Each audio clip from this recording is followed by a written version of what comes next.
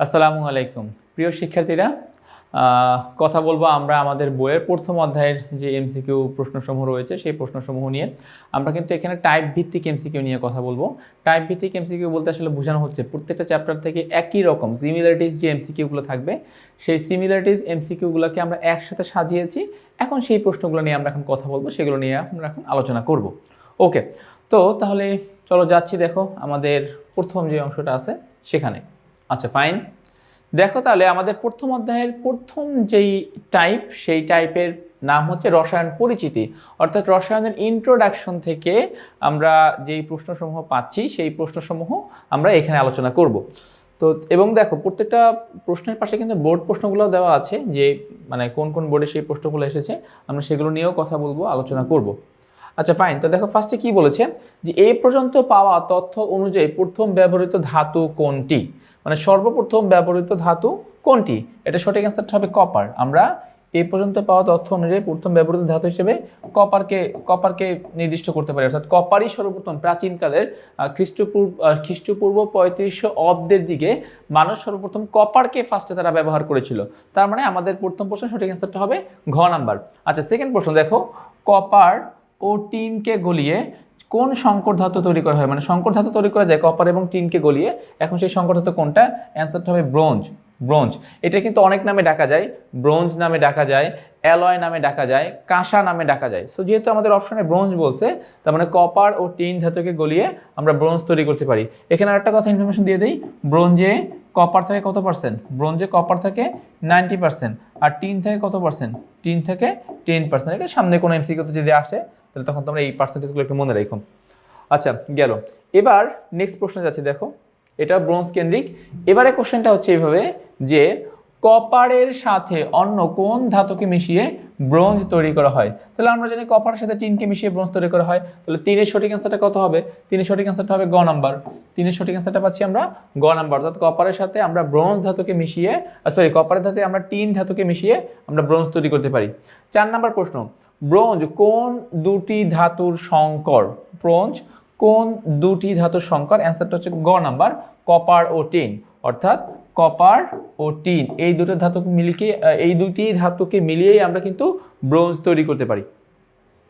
Next প্রশ্ন দেখো কি বলতেছে 5 নাম্বার, যে কোনটির আবিষ্কার মানব সভ্যতাকে অনেক দূর এগিয়ে নিয়ে যায়। এটা আমাদের শুরুর দিকে আছে, এটার অ্যান্সার হচ্ছে কি ব্রোঞ্জ। অর্থাৎ এই ব্রোঞ্জের আবিষ্কার মানব সভ্যতাকে আসলে অনেক দূর এগিয়ে নিয়ে যায়। কেন বলতো, কারণ এই যে খ্রিস্টপূর্ব 3500 অব্দের দিকে মানুষ তখন ব্রোঞ্জ যখন আবিষ্কার করে, তখন এই ব্রোঞ্জ থেকে মানুষ কি কাজ করত, তারা বিভিন্ন রকম মানে কৃষি কাজ করার জন্য, কাঠ সংগ্রহ করার জন্য, পশু শিকার করার জন্য বিভিন্ন রকম অস্ত্র তৈরি করতো। ইভেন এমনকি তারা তাদের নিজেদের সুরক্ষার জন্য কিন্তু অস্ত্র তৈরি করতো। তো নিজেদেরকে তো নিজেরা সুরক্ষিত করতো। তখন দেখা যায় যে বনের আদিবাসীরা একটা গোত্রের সাথে আর একটা গোত্রের মারামারি ঝগড়া বিবাদ লেগেই থাকতো। সো নিজেরা ঠিক এই অস্ত্র দ্বারা নিজেরা যেরকম নিজেদেরকে প্রোটেকশন করতো, ঠিক তেমনিভাবে ওই একই অস্ত্র দ্বারা তারা মাটি কাটতো, তারা কাঠ সংগ্রহ করতো, তারা বিভিন্ন পশু সংগ্রহ করতো। ঠিক আছে, সো এই জন্য ব্রোঞ্জের ব্যবহারটা আসলে অনেক ব্যাপক ছিল প্রাচীনকাল থেকেই। নেক্সট প্রশ্ন, কোন ভাষার শব্দ হতে কেমিস্ট্রি শব্দের উৎপত্তি হয়েছে, অ্যান্সারটা হচ্ছে আরবি। কেমিস্ট্রি শব্দটা আসছে মূলত আলকিমিয়া থেকে, আলকিমিয়া, রসায়ন চর্চাকে আলকিমিয়া বলা হতো।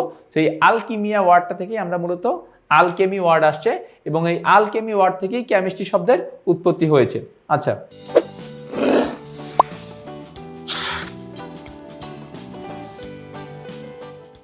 যেটা বললাম তোমাদেরকে যে এটার শব্দের যে সিকোয়েন্সটা আলকিমিয়া থেকে আলকেমি, আলকেমি থেকে কেমিস্ট্রি। তাহলে এখানে দেখো পরবর্তীতে আমাদেরকে বলছে 7 নম্বর কোশ্চেন, আলকেমি শব্দটি কোন ভাষা থেকে এসেছে, এটাও আরবি ভাষা।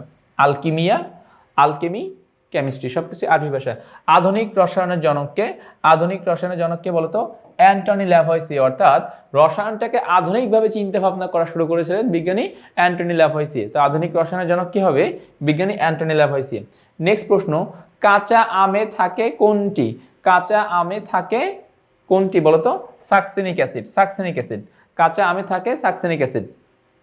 আচ্ছা নেক্সট প্রশ্ন, কেরোসিন ও মোমের মূল উপাদান কোনটি, কেরোসিন ও মোম, কেরোসিন ও মোমের মূল উপাদান কোনটি, অ্যান্সার হচ্ছে হাইড্রোকার্বন, অর্থাৎ কেরোসিন এবং মোম এর মধ্যে দুইটা পরমাণুই পাবা, একটা হচ্ছে কার্বন এবং হাইড্রোজেন। তার মানে বলা যায় যে কেরোসিন ও মোমের মূল উপাদানকে, কেরোসিন ও মোমের মূল উপাদান হচ্ছে হাইড্রোকার্বন।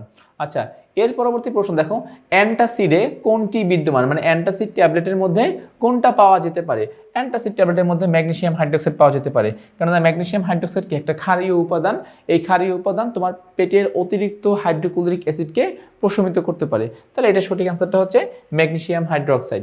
আচ্ছা, এর পরবর্তী প্রশ্ন, পাকস্থলীতে কোনটি জমা হলে পেটে অ্যাসিডিটির সমস্যা হয়? অতিরিক্ত হাইড্রোক্লোরিক অ্যাসিড, খ নাম্বারটা, অতিরিক্ত হাইড্রোক্লোরিক অ্যাসিড, অর্থাৎ যেটাকে আমরা আমাদের ভাষায় কেমিক্যাল ফর্মুলায় বলতে পারি HCl। অতিরিক্ত হাইড্রোক্লোরিক অ্যাসিড যদি আমরা পাই, তাহলে এই অতিরিক্ত হাইড্রোক্লোরিক অ্যাসিড পেটের অ্যাসিডিটির সমস্যা দূর করতে পারবে। আচ্ছা, যাচ্ছি আমরা এর পরবর্তী প্রশ্নে। দেখো, মোমে কোন উপাদান মৌলটি উপস্থিত? মোমের মধ্যে কোনটা থাকে? তাহলে আমরা একটু আগে বলছি মোমকে কি বলা হয়? হাইড্রোকার্বন। তো সেখানে তো হাইড্রোজেন থাকবেই, এর সাথে সাথে কার্বনও থাকবে। সো হাইড্রোকার্বন, যেহেতু কার্বন এবং হাইড্রোজেনের সমন্বয়ে মোম তৈরি করা যাবে, তাহলে বলা যায় যে মোমে কোন উপাদান মৌলটি উপস্থিত? অ্যান্সার হবে হাইড্রোজেন।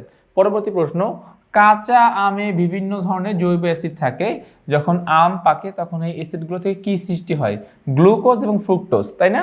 মানে আম যখন কাঁচা থাকে তখন তো বিভিন্ন প্রকার জৈব অ্যাসিড থাকে, জৈব অ্যাসিডের কারণে আম টক স্বাদ বিশিষ্ট হয়। তো এই টক স্বাদ বিশিষ্ট জন্য যে দায়ী ম্যালিক অ্যাসিড, সাকসিনিক অ্যাসিড, এটা চেঞ্জ হয়ে গ্লুকোজ এবং ফ্রুক্টোজে পরিণত হয়। তার মানে আমাদের এখানে সঠিক অ্যান্সারটা কি হবে? ক নাম্বার, গ্লুকোজ এবং ফ্রুক্টোজ। আচ্ছা, যাচ্ছি আমরা পরবর্তী প্রশ্ন। দেখো, মোমের গঠনে থাকে, দেখো মোমের গঠনে থাকে কার্বন থাকতে পারে, হাইড্রোজেন থাকতে পারে, ক্রোমিয়াম কিন্তু মোমের গঠনের মধ্যে থাকে না। সো 1 এবং 2, তার মানে আমাদের সঠিক অ্যান্সারটা হবে ক নাম্বার, মোমের গঠনে থাকে কার্বন এবং হাইড্রোজেন, তার মানে আমরা সঠিক অ্যান্সার পাবো ক নাম্বার। ওকে, সো আমাদের প্রথম অধ্যায়ের যে প্রথম টাইপটা রসায়নের পরিচিতি, এই টাইপের মধ্যে মোট 15টা প্রশ্ন আমরা বোর্ড প্রশ্ন বলো বা ইম্পর্টেন্ট প্রশ্ন বলো আমরা ইনপুট দিয়েছি। তো এই 15টা প্রশ্ন থেকে কিন্তু তোমাদের মানে প্রশ্ন পরীক্ষায় আশা করি কমন চলে আসবে, এবং এগুলো তোমরা প্র্যাকটিস করলে এখান থেকে প্রশ্ন কমন পেয়ে যাবা। তো আজ এই পর্যন্তই। নতুন কোনো পর্বে আবার এই অধ্যায়ের বাকি যে পর্বগুলো আছে সেখানে আমরা এসে আবার কেমিস্ট্রি নিয়ে কথা বলবো, আলোচনা করব। তো ততক্ষণ পর্যন্ত তোমরা সবাই ভালো থাকো, সুস্থ থাকো, আল্লাহ হাফেজ।